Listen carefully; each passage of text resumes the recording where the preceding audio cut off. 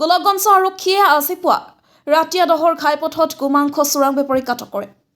ধৃত চোৰাং বেপাৰীগৰাকীক কোচবিহাৰ জিলাৰ মানচাইৰ আব্দুল অহেদ বুলি চিনাকি দিছে। তেওঁৰ পৰা এখন নম্বৰ প্লেট বিহীন স্কুটাৰ আৰু স্কুটাৰত কঢ়িয়াই অনা প্ৰায় 100 কিলোগ্ৰাম অবৈধ গোমাংস জব্দ কৰে আৰক্ষীয়ে। আৰক্ষীৰ চকুত ধুলি দি ধৃত যুৱকজনে দীৰ্ঘদিনৰ পৰাই বংগৰ পৰা গোমাংস আনি অসমত অবৈধভাৱে ব্যৱহাৰ কৰি আছে বুলি অভিযোগ।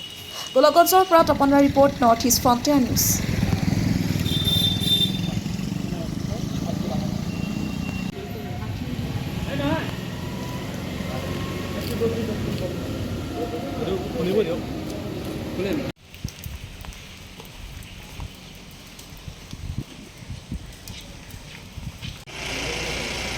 ঘর কত?